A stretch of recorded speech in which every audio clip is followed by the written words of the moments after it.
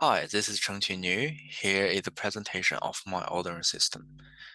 I will walk through each feature of this system first. Here is the welcome page. Users have to set up their password with bash script, and then they have to enter the correct password to start the system. If they enter wrong password, they will have chance to enter again. After that, the system will display the store name in the middle. With a message, press enter to continue below. Users have to press enter, and the system will display option menu over here for them to choose. Each option links to a different feature of the system. And here is the most important feature of the system. Users could collect customer's name and place order for that customer. Users enter the customer's name, which sticker the customer wants to order, and how many stickers that customer wants to order. Then the system will ask users whether that customer wants to order another sticker. If yes, the process will repeat. If not, the system will print a receipt for that customer. If users enter an invalid input for these questions, they will have chance to enter again.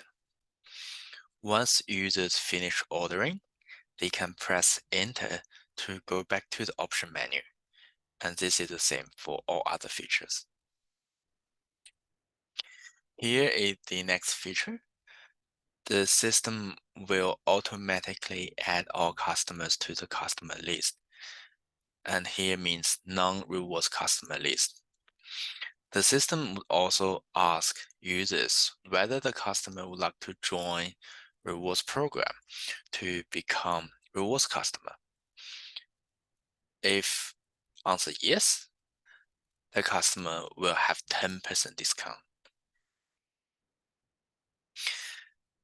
The system could also display all existing customers' information.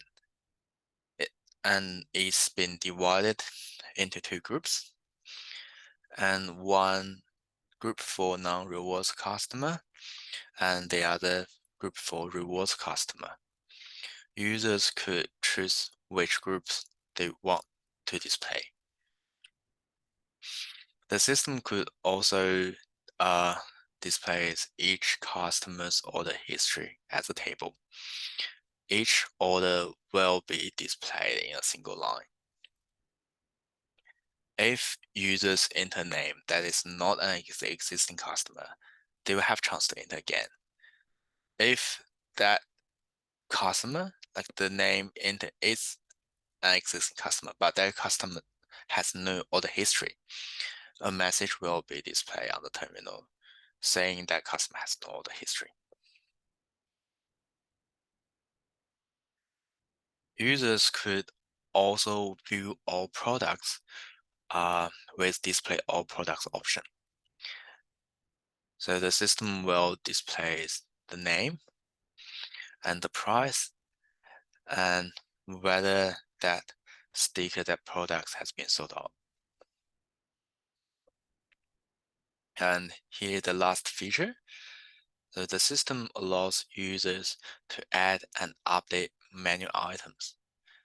Users could add new items to the menu list or changing the price of an existing item.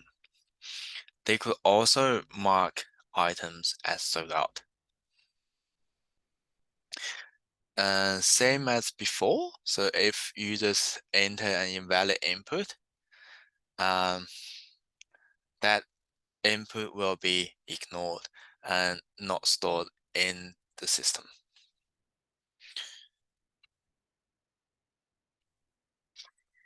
And next, I will go through the important part of my code and logic behind it. So first of all, here is the main part of my code. like the main structure of my code. Users could select one option, like they could select collect customers' information and order stickers. Once they finish this option, and they can press enter and go back to this option menu again. And they can choose like the other options like check custom order history. And after that, they can go back to the system again. And if they finish all tasks, they can choose 0, exit the system to terminate the system. And secondly, majority of my features requires users input, like the customer's name, the quantity of the sticker ordered, and yes or no. So I use loops to check users' input and try to avoid invalid input. Like if users enter an invalid input, the loop will repeat and ask users to enter again. For example, if they enter a sticker name, which is not an existing product, the loop will repeat and users will be noticed and they have chance to enter the name again. I have also used try except to handle errors. If we want users to enter a number, like the price of the sticker or the quantity of the sticker ordered, but they enter a word instead of number. So it will write the value error and the loop will repeat. Without the loops, without the try except, the system will crash if they enter an invalid input. And in order to store data, I have created several JSON files to store like the menu items, the customer's name, the rewards customer list, and sold out stickers, and etc. So I can retrieve data from these files and also update these files. And finally, I have created several command line arguments, the bash script, in order to help users to run the program. And they can use the start system script to set up the password.